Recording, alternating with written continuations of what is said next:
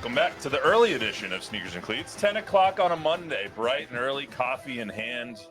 It is June 17th. This is episode 110. Remember to download, rate, review, subscribe to the Sneakers and Cleats podcast on the News 4 and Fox Facebook pages. I'm here with David Chancellor. David, how are you today? I'd take exception to your bright and early. This is towards the end of the day. Well, this is midday for you. This is at least midday. This is the tipping point of midday to well into the afternoon. For someone who comes in at 3:30 in the morning, this is kind of mid-afternoon. For me, this is early. But anyway, Monday's good. Weekend was good. Everything's fine. Monday is good, especially after Father's Day. Happy Father's Day to everybody. Happy Father's Day to you. Thank you. We're going to talk U.S. Open, which was the Father's Day gift that just kept on giving last night.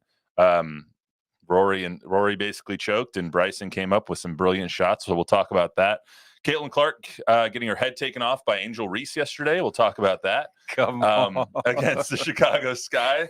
Is their rivalry good for the sport or not? Plus, I have a bone to pick with David from something he said right here on this very podcast last year. Let me guess. I have a feeling you're going to be able to guess. Let me guess. 3 little letters. Actually, it's not. Oh, okay. Actually, it's not. I'm surprised for you. It's not that. All right. Assuming you're talking about Dak. I was. Yes. I'm not talking about Dak. All right. Good. I have a whole nother aspect to get to. So, David, first and foremost, how was your Father's Day? It was great. We went to gyms. Man, I hadn't been to gyms in forever. You've lived here long enough. I have not been to gyms. Oh God. I've also not been to Bill Miller's. Oh, what? Okay, so this is what we're gonna do very fast.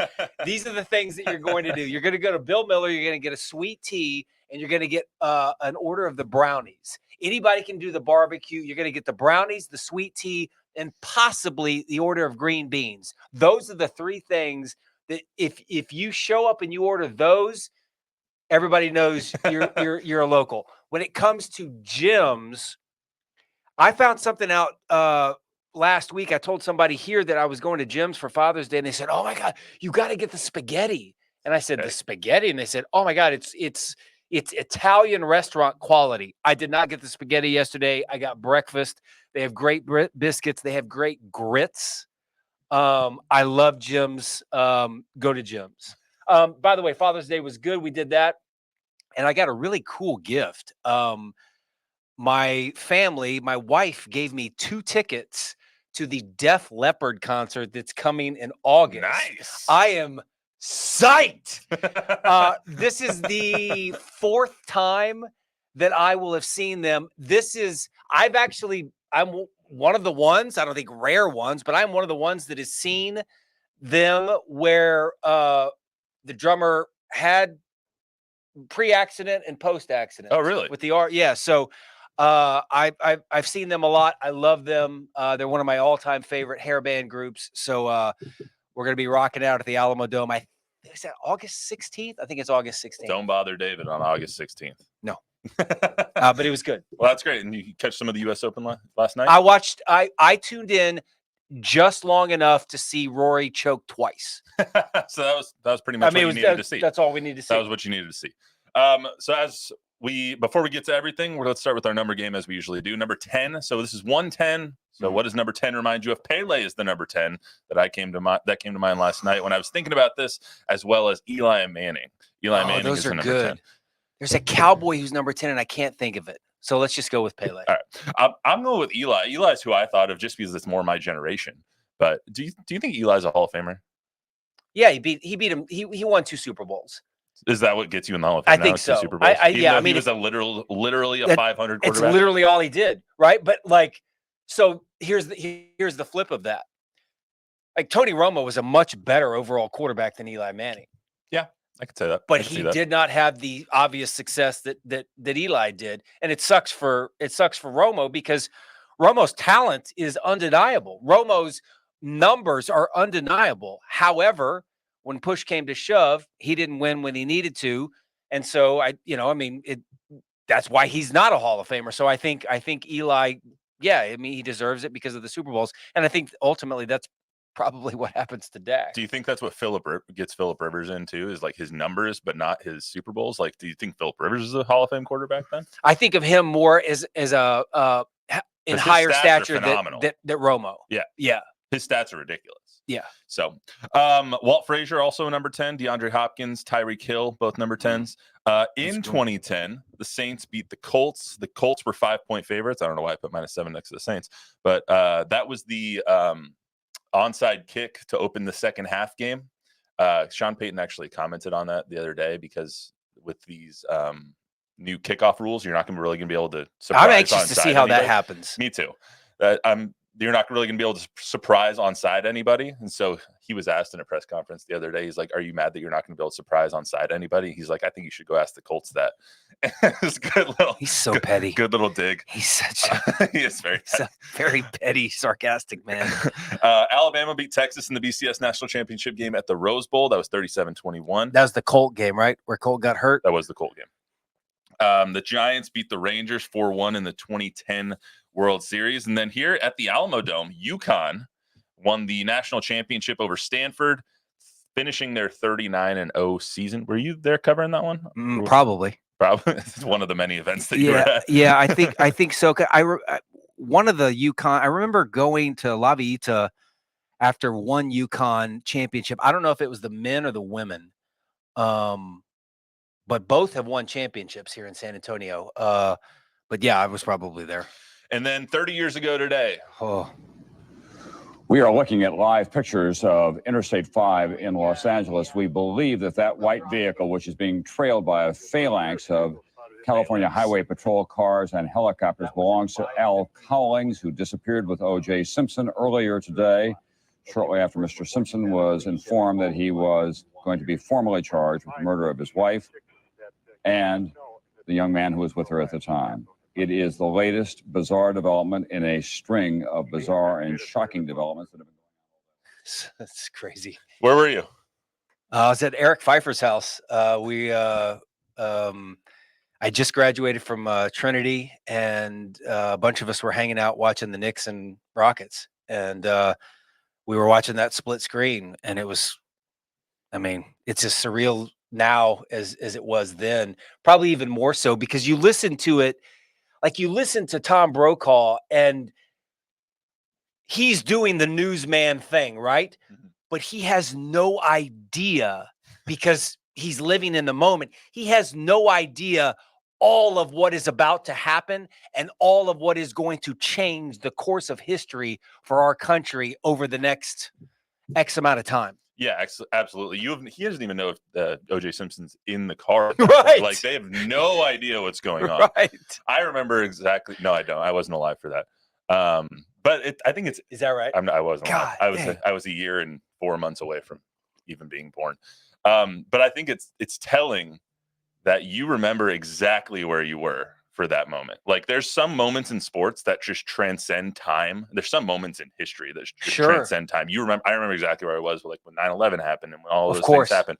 I think it's interesting that moment right there, you remember exactly where you were. Well, it's weird. I don't know if weird's the right word, but you said, there's moments in sports history. I mean, it's I don't know. I mean, yes, it's sports because he's, obviously who he was. And it was during this huge, epic, not epic, but NBA Finals game. And so we're doing all that kind of stuff.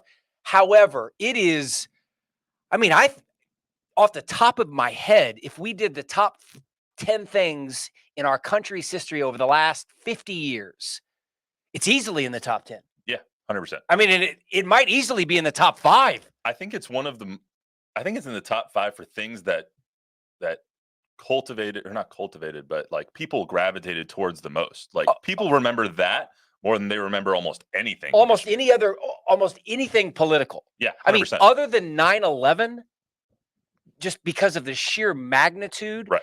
And, like, I don't know. I mean, I don't want to get into this, but, like, I guess maybe I do. I mean, I think people talk more about where they were with the OJ deal than they certainly would, I believe, on January 6th.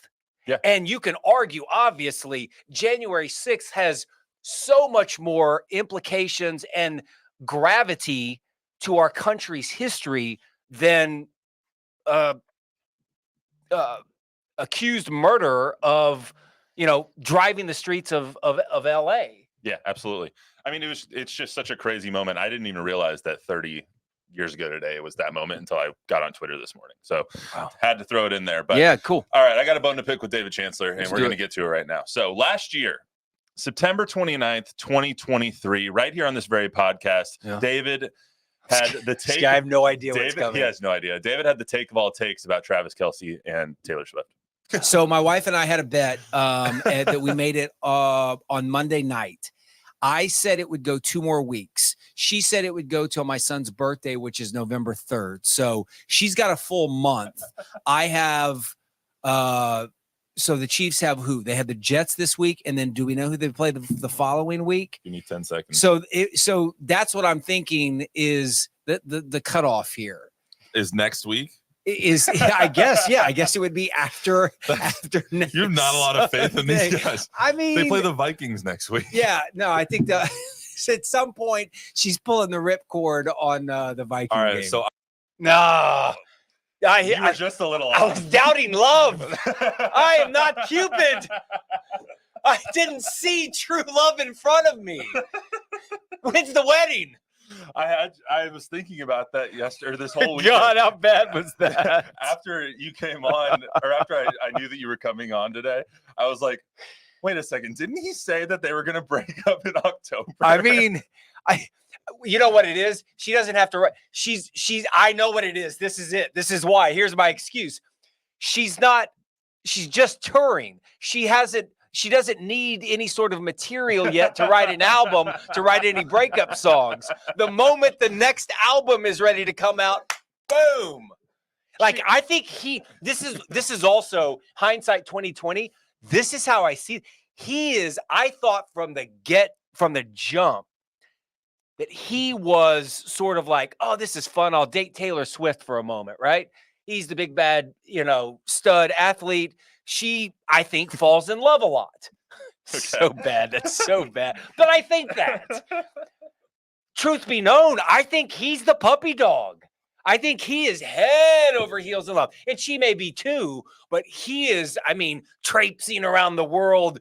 Where's the Eras tour? I'm ready to go. After that. And by the way, I think I would too. Absolutely. I cut it off right there. But after that, I said, when she breaks up with him, and you were like, oh, you think she breaks up with him? He's definitely going to break up with her. Oh, absolutely. I think you've come along to my side yes. now. I thought 100% he would be like, I'm out. I'm not dealing with this mess. I'm done. And lo and behold, young love. Here we are going into the next football season. Maybe October this year is when it's over. That's what I meant. That's what I meant. I just thought, I was thinking about it. I was like, I got to bring this back. David's got to know what he said. But your Dak take we'll bring back at some point. Oh, God. Guy's going to get $60 million from somebody, and then whoever's going to pay him way overpay him. Yeah, we're not going to bring that up today because we have other stuff to get to. But the fact that Trevor Lawrence just got $55 million and that Jerry Jones is just waiting to pay Dak Prescott is going to bite everyone in the ass. By the way, let's not do it, but I don't think they're going to pay him. I think this is it. I think they're going to pay him. We'll do that another day. Yeah, Jerry Jones caves. That's what we know about Jerry Jones. All right, let's get to the U.S. Open. It was awesome yesterday. There was everything you wanted and more in that tournament. You had people from France, from Japan, from Northern Ireland, from the U.S., all competing for the U.S. Open. You had a live golfer who was at the top. You had the PGA stalwart in Rory McIlroy, who has been defending the PGA Tour and has been going on media campaigns and has been their pincushion essentially for years now. And you have both of them competing for this major title. You have Rory, who hasn't won one in 3,600 days, basically 10 years since the 2014 PGA. You have Bryson, who became... Is that right? Is it 10 years? Yeah, 2014 PGA. Jeez. I think it's 3,599 days today. 3,600 days tomorrow that he has not won a major title. You have Bryson, who was this horribly disliked person 4 years ago when he won. He won his only major championship at the U.S. Open during COVID, so there was no fans in the stand, Right. so he couldn't interact with any of them. Then he went to Live, and somehow he became more likable. Why? How did the American public? Everybody loves a comeback, right? But he didn't come back. There's no comeback from Bryson. All Bryson did was go to Live, take $150 million, drop some weight, and come back over to the PGA Tour to compete in a handful of tournaments. Yeah, but he became so much more likable because he was just a disgruntled, like, weird cat when he was on the PGA Tour. He's the only player that went to Live and became more likable. I don't really know how he did it, but his PR team deserves like a gold medal or something. But you see him everywhere on TikTok. He's doing fan interactions. He's doing these weird videos and challenges where he's playing with junior clubs or women's clubs and trying to hit par on holes. And he's doing all this media, and he's just become this friendly, likable person. I haven't seen a transformation of a public image like this in a very long time, maybe if ever. Because if you pay attention to the PGA Tour, if you pay attention to golf, when he was in that feud with Brooks, most people were on Brooks's side. Yeah, which is crazy. Because Bryson was being a douchebag. Like, he was being a douche. Yeah. And so my father-in-law used that same word Really? in describing him. He goes yesterday at breakfast, he goes, and he's not anymore. But we were talking about it, and I said, he said, "Are you watching the U.S. Open?" And I said, "I am." I said, "And I'm going to be rooting like crazy for Rory." And he's like, "Oh, really?" He goes, I think I kind of like Bryson.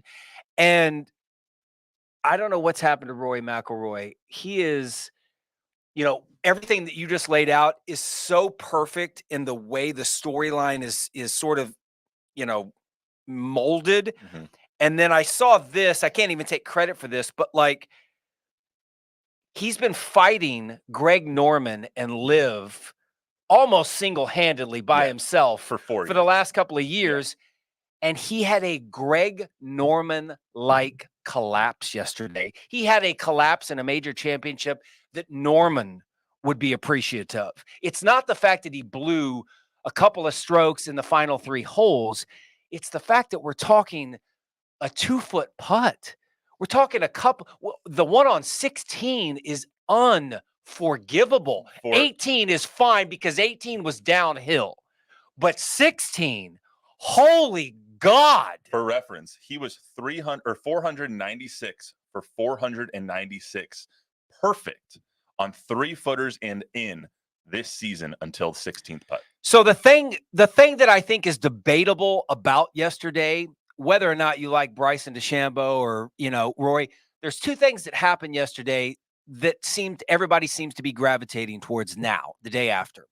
A, what did you think of the D-bag in the stands hollering out, USA, USA? All right. This is when Rory's trying to This is right after Rory blows it. This is before. Was this right before he blew it? This is before. This is as he's trying to line up the putt and look and do all this kind of stuff. And then obviously, yes, afterwards as well. So A, that, and then B, this is my favorite. We see the camera shot of Rory in the scorer's tent. He looks miserable. Bryce, he looks miserable. He looks like he's got flu, COVID. He looks like he wants ingrown to die. tail, Yeah, or like, ingrown tail, maybe an ingrown tail. The idea, and then he just bolts. He walks out, gets in his car, and leaves. And everybody's freaking out. Oh, it's horrible sportsmanship. Oh, look at this. Bryson lost one time to this guy, and he went up and he hugged the guy, and blah, blah, blah. So, poor sport or human being? Okay. So those 2 things are, to me, those are the 2 things that, like, I'm like, oh, this is good stuff. Yeah. For both of those things, one, the storylines going into yesterday were awesome, as you pointed out. For both of those things, I think the context matters. One of the storylines going into yesterday was that Rory was paired up with Patrick Cantlay. If anyone likes golf, you remember the Ryder Cup last year. Talk about unlikable. Yeah, talk about unlikable. Patrick Cantlay is unlikable as hell. But you saw last year when Patrick Cantlay during the Ryder Cup, and he was the hat tip, and it was the no hat thing because he wanted to get paid, and it was just all the context around that. So they had this feud going in, and so I think that the Ryder Cup and it being the U.S. Open, if this was the Masters or if this was the PGA, I don't think that they would have been chanting USA, USA. Right. I think it was the fact that there was all these things that came into it. You playing with Patrick Cantlay. Now Rory was the one that blew up on the American team during the Ryder Cup, and now he's the one that's blowing the US Open. I think that all of that played into it. So I really didn't mind the USA thing. Like, I get it. I get why people are a little mad about it. Sure. But I didn't think it was that big of a deal. And I'm going to sound like a Rory apologist, but like, I get why he left. Yes. I do. Like, he has carried the weight of the world. The weight of the PGA Tour has rested on his shoulders for years. 4 years, basically. They have been using him as their scapegoat. They've been using him as their pincushion. He has been taking the slings and arrows from the live fans and from golf people, and he's been doing it with class and as good as you can. And then the one time that he's right there for an Open, it's in his grasp. He birdies 9, 10, 12, 13. He has a 2-shot lead with 5 to play. He bogeys 3 out of the final 4 holes, including 2 putts in less than 4 feet. I completely understand why he left. That had to have been just gut-wrenching, horrifying. I can't even imagine what he was going through in that moment. So I feel like some people on the internet, and the internet's always undefeated, and the internet's always wrong as well. People want it, but people want their cake and eat it too, right? They want golf decorum when it comes to, you know what, I need Rory to stick around and go out and shake Bryson's hand. That was never going to happen. Like, that's not going to happen. If you need that in your life, you got something wrong with your life. I have no doubt. And by the way, if it didn't happen, who cares anyway? But I have no doubt that at some point last night or today, Rory texted Bryson and said, "Hey man, congratulations." I'm good with that. I'm okay with that. This isn't the NBA Finals or the Super Bowl where the game ends all at one time. Guys are done. Guys are leaving. Rory wasn't going to walk back out onto the 18th green. He was done. He was done 10 minutes after Bryson was done. So he wasn't going to walk back out. But by the way, if you're hollering out, "Oh my gosh, golf decorum," but you are in favor of the USA chant, that whole scene, and I don't have a problem with it either, but that whole scene was Ryder Cup, from the cheering and the yelling of USA to Bryson. And I don't have a problem with this, but this isn't golf etiquette. Bryson putting before the guy that he was playing with, and then going crazy. That's not on Bryson, though. Because golf etiquette is he was out. He was out. No, he was out. That's not on him. That's on Pavon. I was going to bring that in. Crazy. That's what he's supposed to do. He almost fell down on the ground, rolling around doing bear claw. What's supposed to happen, and what has happened in previous major championships, is Matthew Pavon. And first of all, I hate the way he spells his name, because he's because he's a Frenchman. Let's not hate him because he's French. Well, I don't hate him because he's French. I hate him because of the way the French spell Matthew. MatthieU. I hate that. Okay. Anyway, I don't hate him because he's French. Okay. I love French people, Wemby. Don't think I do. Okay, sorry. Anyway, Matthew Pavon is technically inside of Bryson. And so what has happened in previous majors is you know that this guy's about to win the U.S. Open. You know it. You say, "Do you want me to clear it for you?" His ball marker, if you look, his marker was almost in Bryson's line. Bryson didn't want the pressure of putting that thing out. No, that's not true. Oh, that's why he didn't do it. No, Pavon didn't even ask. And that's the golf. I thought Bryson was going to take his shirt off and run around like this. I wouldn't have had a problem with it if he did. Oh my gosh. I don't either. But like the same people that are hollering out for, that's my point, is the people that are yelling for Bryson are yelling at Rory for not coming out and be like, "Congratulations, Bryson, on winning the US Open." Yeah. Yesterday was so good and so horrible in so many different ways, just because like I do root for Rory. Yes. I can't even imagine how yesterday felt. So I feel really bad for him. But in the same vein, I feel really like I'm happy for Bryson. And I was totally on the Brooks side of things. Yeah. When they had that, I don't like any live golfers really. Even me, who was like super PGA or bust, like I've softened up on all the live guys now. I really don't give a crap anymore about that stuff. So here's the thing. I think I might need to turn in my USA card, but like of all the golfers right now, because of there's no Tiger, I mean, I root for Rory above Brooks, Bryson, Scotty, Jordan, I root for Scotty. Justin. By the way, just one quick little Tiger thing, and this was monumentally a shift in my being. I tweeted out, I guess sometime last week, please stop asking him. Please, please, please stop asking Tiger Woods at any golf tournament that he plays, and it's only going to be the majors. Stop asking him if he thinks he's going to win. He's not going to win. He's not. He's not going to win ever again. So stop asking it. What do you want him to say? Do you want him to look you in the eye and say, no, I'm not going to win. I'm just here because I don't know why. It's just, I got to be honest, Matt, as a guy who's watched almost every shot he's ever hit, it's sad to watch. And it's a gut punch every time somebody does that now. Do you think you're going to win the tournament? Well, he still did a lot better than Phil Mickelson did. So where was Phil? At the bottom of the standings. Did he play? He played. He was 9 over on day 1 and like 8 over on day 2 or something like that. Holy gosh. He didn't hit a birdie all tournament. On that happy note, we're going to get to the decapitation of Caitlin Clark. My God. Oh my God. So in case you missed it yesterday, the Fever played the Sky in Indiana, and we can roll that tape real quick, Luis. This play right here is the one in question.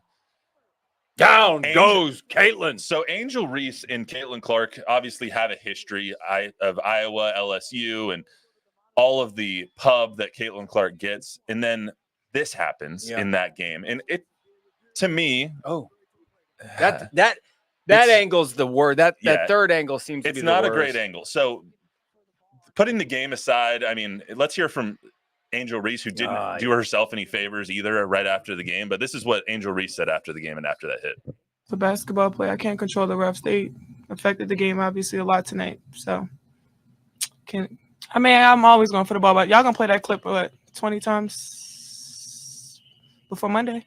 So, it's cool. I think we went up really strong a lot of times, and we didn't get a lot of calls. And going back at looking at the film, I've seen a lot of calls that weren't made. I guess some people got a special whistle, but so I'm going to try and put this as delicately as possible. Regarding the play, I didn't think I think it's a borderline play. It's a I wouldn't mind if she said it was a basketball play. I was trying to make a play on the ball. Sure. I think it's all the context that surrounds it. You have the rivalry between Angel Reese and between Caitlin Clark. You have 2 weeks ago, Kennedy Carter, that whole debacle when Kennedy Carter pushes over Caitlin Clark during the last matchup between the Sky and the Fever. And now you have Angel Reese coming in, hitting her upside the head, whether intentional or not. It's a bad look. And you have all of the things that Angel Reese has said. In 20 years, they're going to remember my impact on this game as well as hers. Like, she is so clearly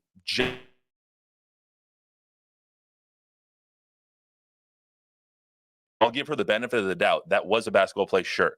Even if it was, you take it to mean the wrong thing because of everything that has gone into this. Like, it's such a bad look for Angel Reese, despite how great she is and despite how great Caitlin Clark is. It's just, you're adding so much fuel to the fire by what you do and say at this point. So, there's so many things with this. Number one, kudos to them and their rivalry for getting us to talk about this. Fair. It's everywhere all the time. However, I can't remember who I was listening to last week who said it. They summed it up best, so I'll steal it from them. Nobody's going to be talking about this in a month and a half. And I don't mean because the season will still be going on, but football will be here. And I mean, this is a great thing for sportscasters around the country to have in the dead period of, maybe you don't have an NBA team to root for now. You don't care about baseball and you're waiting 2 months out for football. Here's the thing that I sort of go back and forth with. The race war is nauseating, and it's a real turnoff because every time you see a WNBA story, it's almost now we have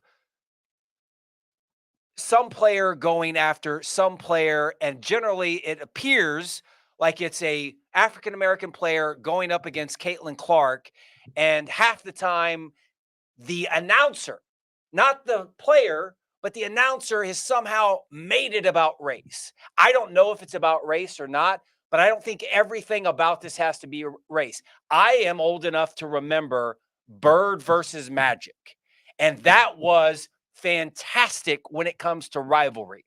You had a white guy, you had a black guy. I don't know if you saw color or not. I was 11 years old. I saw green and I saw purple. And those are the colors that I liked. And those were the colors that I rooted for or rooted against. I understand I understand that we live in a different political climate, but the idea that this has become what it's become is a little sickening. The other thing is, Angel Reese said a couple of weeks ago, I'll be the villain. I'll be the villain. You guys need me to be the villain. I'll be the villain. Cool. But you get the when she says y'all going to do this, 20 times, she doesn't want to be the villain.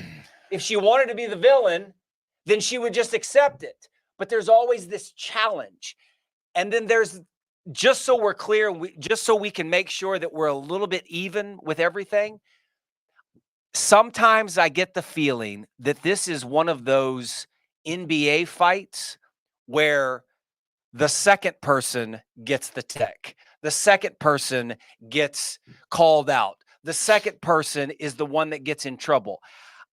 If you guys think that Caitlin Clark is not doing anything to sort of egg some of this on, and by the way, I think it's good. And by the way, I think what Angel Reese did, I think it was a basketball play. And even if it wasn't, I'm okay with that too.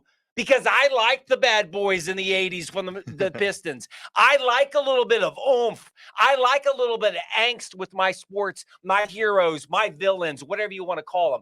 I just think there's a little bit more to all of this. But the idea that for the most part, we've turned this into the African-American players in the WNBA against the lone white star, which, by the way, is not true to begin with. Yeah, Sabrina Ionescu. Is just, it reduces this to something that it doesn't need to be. I agree. It doesn't need to be that. I try and take the race part out of it just because I think it's so absurd sometimes. Even they asked Caitlin Clark about it, and she's like, don't use me to push your agenda. And right. And then that was twisted by some of the other players of like, well, you're here, you have a platform, and it was like, guys, what's happening here? Yeah. So what are we doing? This is what I don't get. Is like Caitlin Clark can't do anything. Like, someone is always going to be mad in this situation, whether it's Angel Reese's fans being mad or whether it's Caitlin Clark's fans being mad. But taking it holistically, you look at it and it's like Caitlin Clark has done everything right. She has said the right things. She has done her best to be the hero that we're all building her up to be. Yeah. Be the star that we're all putting her up to be. She says all of the right things in all of her press conferences. And then you have someone like Angel Reese who is doing the wrong things, saying the wrong things, just throwing more fuel on the fire. You guys can let this go if you want to, but Angel Reese and some of the other players keep saying outlandish crap that keeps adding to the narrative. And it's the narrative that obviously Angel Reese is not happy with. You guys are going to play this 20 times by Monday? It's like, yeah, we're probably going to play it 20 times by Monday because you just smacked her upside the head and you're you and she's her. That's how this is going to go. You have known that this is going to happen. You guys played twice in the women's NCAA tournament, and it was just like this. You know that that's going to happen. But she has, in her defense, she says, but I have a ring. She does. And Caitlin doesn't. And I am part of this equation. There can't be a hero without an anti-hero. And whether she wants to be that, whether she doesn't want to be that, and who knows? Maybe there is. There's not a maybe. There is part of this world, part of society, part of reality says it's inverted. That Caitlin Clark is the anti-hero, and Angel Reese. It's almost like Cobra Kai, where Huh? It's almost like Cobra Kai, where they've inverted Daniel LaRusso and Johnny Lawrence. I think I think that's what we're seeing Speaking here. of, have you seen How I Met Your Mother? Yes. You remember Barney Stinson thinks that Oh, it's so great. Yeah. yeah, thinks Oh that my Ralph God. Macchio is the bad guy. He was. He hit him on the beach. The guy was just hanging out with his girl, and here comes little Danny LaRusso, and he sucker punches him. Huh? With an Guy illegal crane kick. Johnny Lawrence gave him back his little radio. So good, man. Guy loved Johnny Lawrence is one of my all-time favorite 80s characters. So between that and you dropping the anti-hero reference here, we're gonna wrap this thing up as we started it with Taylor Swift references. But I do think it's great for I do think all of this is I wish we could talk about basketball. I wish we could just talk about a rivalry. I think some of the outrageous folks in the press who want to make this more than what it is, I wish they'd go away. I wish we could just talk about a really cool physical rivalry between two really good athletes. We haven't had one of those in WNBA in a long time, and for people who are new to the WNBA, which is basically have we ever had which is basically everybody, I think that it's really cool that they have a rivalry. I would just I don't know. It's something about how the rivalry is transpiring that is putting a bad taste in my mouth. Is how I would phrase that. Real quick on the way out, NBA Finals Game 5 tonight. Yeah. The Mavs came back and kicked the living crap out of the Celtics in Game 4, which was their winner go home game. Basically, every game is winner go home now for the Mavs. Who you got tonight in Boston? I like Luka. You like the Mavs tonight? Yeah, I think the Mavs win it tonight. They're 6.5 point underdogs. Yeah, that doesn't mean anything to me. I think I think Tatum will fold under the pressure tonight. Really? Yeah. So, yeah. Along that point, do you not think that the Celtics have enough to win the game regardless? No. What do you mean? Jaylen Brown, Drew Holiday, Kristaps Porzingis if he plays, Al Horford. Do you not think that their team is good enough to win regardless? I do. I think that they have a great team, and I think they'll win this series. I just don't think they win tonight. I mean, they've lost. The pressure of it being in Boston. Well, they've lost. Already lost a couple of home games. I mean, have they lost on the road? I think the games that they lost in the playoffs this year are all at home. I think they lost one in Indiana. Certainly coming into the first couple of rounds, the only games that they lost were on the road. I think there's a ton of pressure for them to win, not only at home, but to win tonight. And I like Luka, man. I mean, whether you like his act, whether you think he's a whiner, all of that aside, like he is tough as nails. He seems like he is built for this moment. You want to talk about a guy who likes being the villain. Like that guy likes being the villain. Oh, by the way, the other person that I was thinking of earlier who's kind of transformed their image is Kyrie Irving. By far. Him and Bryson have just done a whole complete 180. And he's another one. Yeah. And he's due. Yeah, I'll take the Celtics tonight. I don't feel good about it. I'm just gonna go with the money line, but because I look at the odds. So anyway, that's who we got tonight. I can't wait to be wrong and degenerate gambler. Maybe not a degenerate. Jordan, I'm kidding. I'm not betting on. He's never bet on anything. Sorry, I know we got to wrap up, but a friend of mine the other day did bet on Indian cricket. So that's out there. That's all we got for you today on the Sneakers and Cleats podcast. I'm glad to see that David took his Taylor Swift reference as a champ or like a champ. You two kids have fun. Taylor and Travis, you guys are doing great. Remember to download, rate, review, It's like Jack and Diane. Give us a 5-star rating. Sucking tell a friend, tell an enemy. We'll be right back here on tasty Thursday. Until then, everyone have a good week and happy Father's Day.